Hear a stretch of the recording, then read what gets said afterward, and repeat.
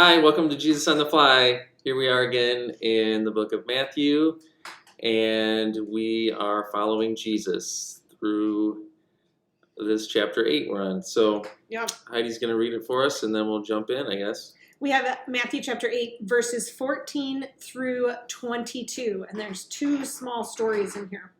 And when Jesus entered Peter's house, he saw his mother-in-law lying sick with a fever. He touched her hand, and the fever left her, and she rose and began to serve him. That evening they brought to him many who were oppressed by demons, and he cast out the spirits with a word and healed all who were sick. This was to fulfill what was spoken by the prophet Isaiah. He took our illnesses and bore our diseases. Now when Jesus saw a crowd around him, he gave orders to go to the other side.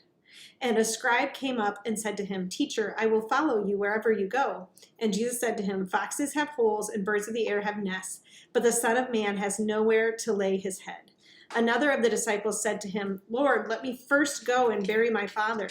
And Jesus said to him, "Follow me and leave the dead to bury their own dead." All right. So kind of interesting, like the beginning is like Jesus healing someone, and then by the end we're like, it feels like oh, just leave the dead over here, you know? Yeah. So help us get from one to the other, Dave. Oh, yeah, I had an idea about like the relationship between the two separate things, passages.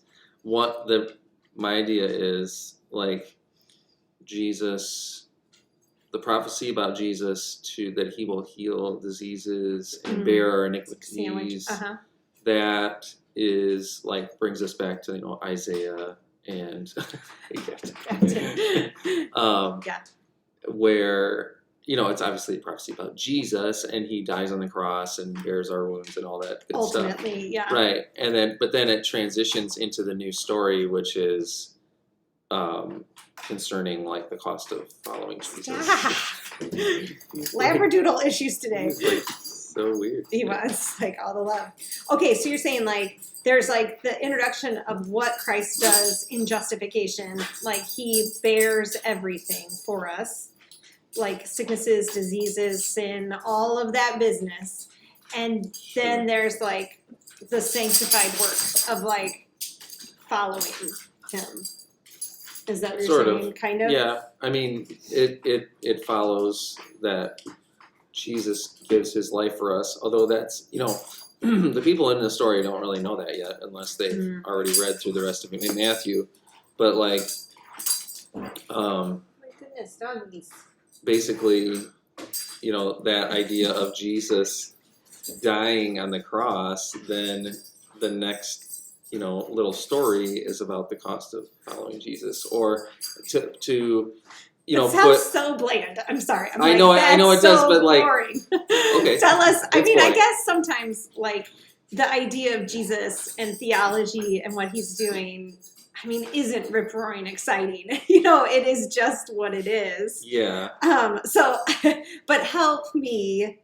I feel the second part is where he's saying foxes have holes and I don't have a place to lay my head, and then he's saying let the dead bury the dead kind of thing, like Jesus is on this mission of sacrifice, and that's part of knowing him. You continue in that mission of sacrifice. Like, I kind of wonder too if it's like, okay, so Jesus does these healings, and we just saw him like last week heal this centurion's servant, and like there was like multiple healings happening. So now we have another healing. Peter's mother-in-law, which is like obviously a really intimate relationship, in Jesus' circle of disciples, and kind of I feel like that's where we want faith to be. Like we want it to be like, oh, Jesus heals things and Jesus does all this cool stuff and I'm a part of it.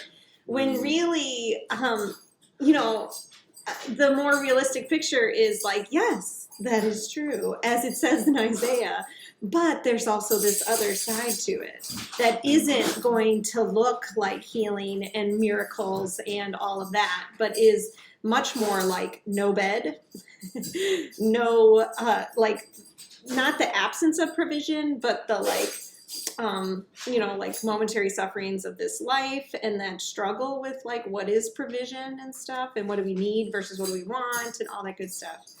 I know the dogs are distracting. But you know what I mean? Like, I feel like I like that Jesus presents like the realistic picture. Like, instead of just, oh, it looks so great and I heal everything. You know? Right. I mean, even just the That's good. idea of Jesus heals, Peter's mother-in-law, and then and then it says, he came to bear our illnesses, and that, like, Mhm. that's different than just saying, I healed you, now you're happy. Right. I mean, like, Right. he's actually, Oh there's my maybe goodness, a couple of the things dogs. going on with the idea that Jesus is bearing our iniquities, like in his sacrifice, he's doing that on the cross.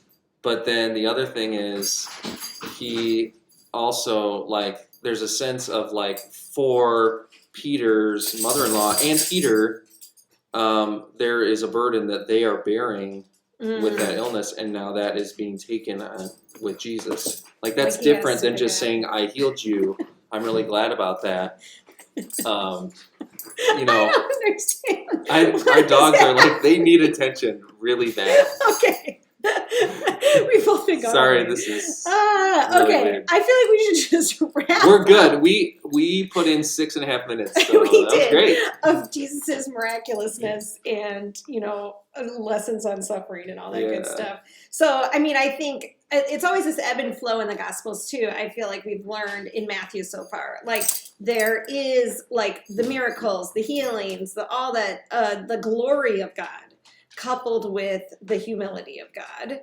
And the same thing in our lives, like the glory of God lived out in our lives, and also the humility of God lived out in our lives, And so I feel like that's a good back and forth. Next week we're going to talk about calming the storm and, more different variations of who Jesus is and his miraculousness. But I think that makes me, I guess, a little less like bored by it, but also a little bit comforted that, we're not left with just one or the other. It may not all be fun and games, but it's also not all suffering and struggle. I mean, it's really, Jesus is kind of like a Debbie Downer. Like, he's like, they're like, I'm going to follow you, Jesus. And he's like, yeah, but it's going to be like, I don't have a place to stay. It's not going to be very fun. Right. And then the next guy's like, I got to bury my father first. And he's like, just leave him dead for dead. Like, no, this is it's maybe Jesus' not a super cheerful passage. Yeah, right. Also, even the healing of Peter's mother, not actually really that cheerful, because it's just like, Jesus takes on the problem. Right. And he's fulfilling the prophecy. Yeah. I mean, it's not. And I mean, guess, it's not going to be fun, to follow Jesus all the time. So good news.